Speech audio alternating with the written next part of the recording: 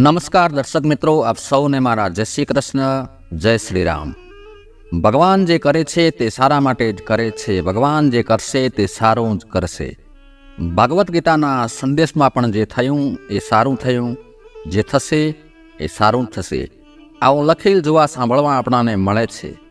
ભાગ્યમાં જે લખ્યું હોય છે એ જ થાય છે, આવું બધું વાંચવા સાંભળવા આપણાને મળતું જ હોય છે।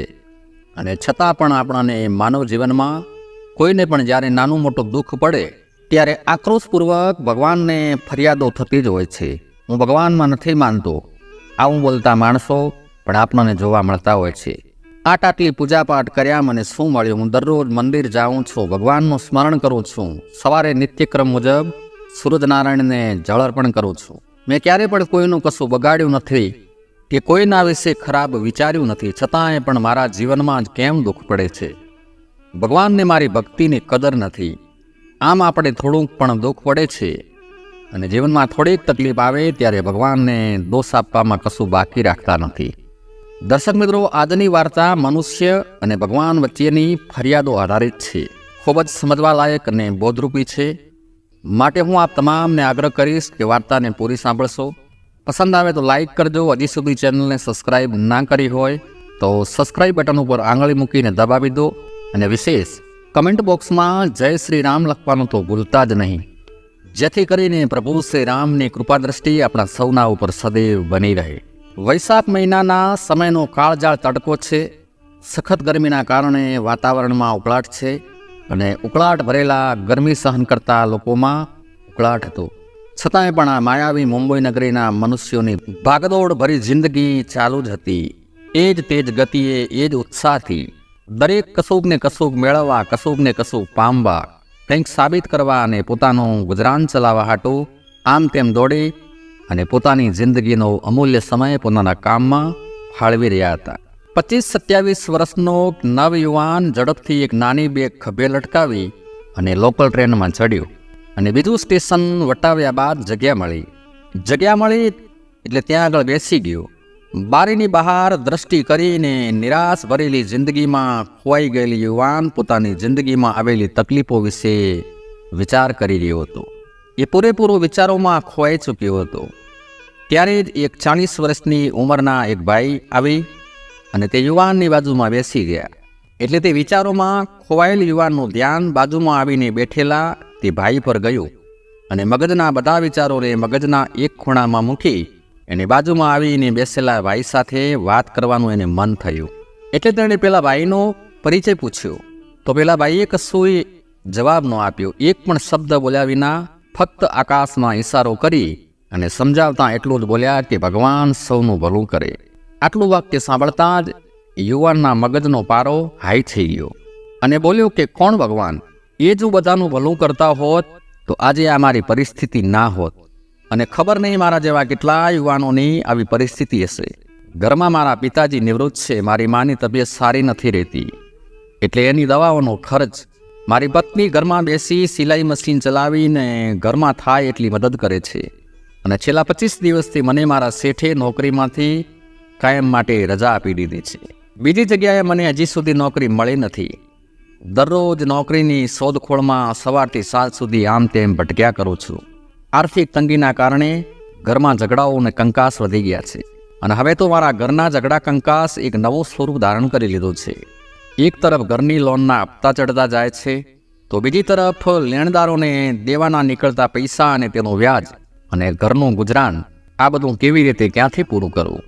ઘરમાં એટલો કંકાસ વધી ગયો છે કે થોડા દિવસ પહેલાં મારાથી મારી પત્નીને ના બોલવાના 2-4 વેણ બોલાઈ ગયા અને રિસાઈને નારાજ થઈને એના પીર જતી રહી છે અને તે પણ હવે પાછી આવવા તૈયાર નથી। મારી પત્ની કમસે કમ ખાવાનો ખર્ચ નીકળે એટલું કમાઈને ઘરમાં મદદ કરી રહી હતી, તોય મારો ગુસ્સો મેં એના ઉપર ઉતાર્યો। હવે મને પણ પસ્તાવો થાય છે, ભૂલ તો મારી જ છે। મારી પત્ની એની જગ્યાએ બિલકુલ સાચી છે।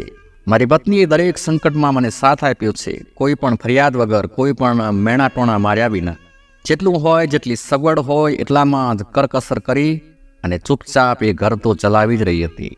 આમ ને આમ એ નવયુવાન સતત 20 મિનિટ સુધી બોલતો જ ગયો અને પેલા ભાઈ શાંતિથી તેની વાત સાંભળતા રહ્યા। છેવટે પેલા યુવાનની વાતો પૂરી થઈ અને જાણે લાગ્યું કે મનનો બધો ભાર હળવો થઈ ગયો. અંદર ભરાયેલી ચિંતા, ગુસ્સો, આક્રોશ બધું જાણે પેલા અજાણ માણસની સામે બહાર આવી ચૂક્યું હતું.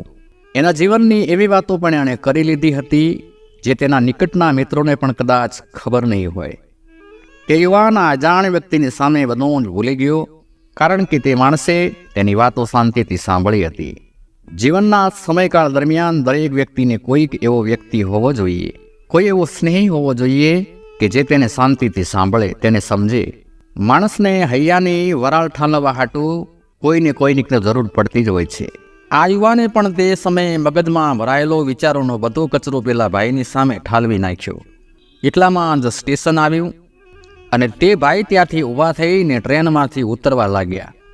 પણ જતાં જતાં માત્ર એટલું જ બોલ્યા કે જે થાય તે બધું સારા માટે જ થાય. ભગવાન સૌનું ભલું કરે, હિંમતે મરદા તો મદદે ખુદા. પેલા યુવાનને પાછો ગુસ્સો આવી ગયો કે આટલી બધી દિલ ખોલીને મારા જીવનની બધી વાતો એની સમક્ષ કરી દીધી, છતાંય એણે કહ્યું કે આ બધું સારા માટે થાય છે. આમાં શું સારા માટે થયું? મનમાં બડબડતો યુવાન પોતાના સ્ટેશન ઉપર ઉતરી ગયો. રાત્રે ઘરે પથારીમાં પડ્યાને વિચારો આવવા લાગ્યા. એ વિચારી રહ્યો હતો કે કદાચ પેલા ભાઈની વાત સાચી પણ હોઈ શકે. નોકરી ક્યાંય મળતી નથી, તો હવે મારે પોતાનો ધંધો વ્યવસાય શરૂ કરવો જોઈએ. કદાચ મારું ભાગ્ય સાથ આપી જાય.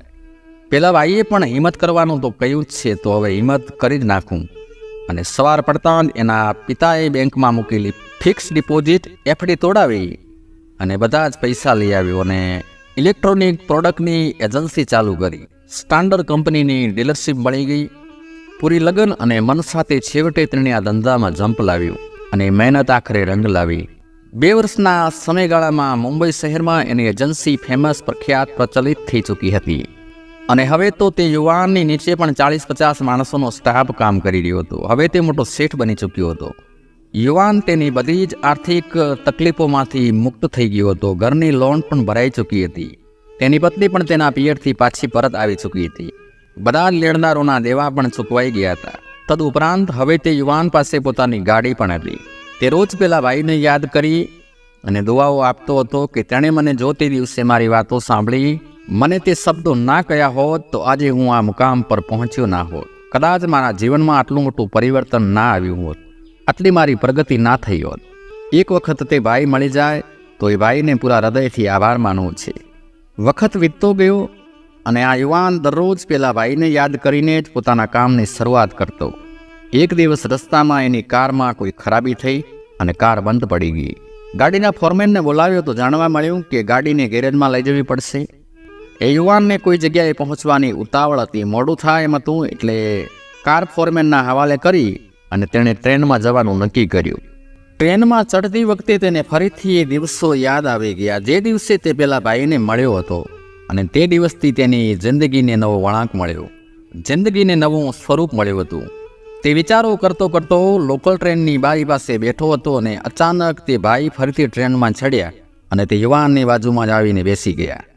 એ યુવાનના અચરજનો પાર ન રહ્યો. થોડીવાર તો તેમની સામે જોતો જ રહ્યો અને પછી તરત જ તેમને ભેટી પડ્યો અને મોઢામાંથી બસ એક જ વાક્ય નીકળી રહ્યું હતું કે તમારો ખૂબ ખૂબ આભાર, તમારો ખૂબ ખૂબ આભાર.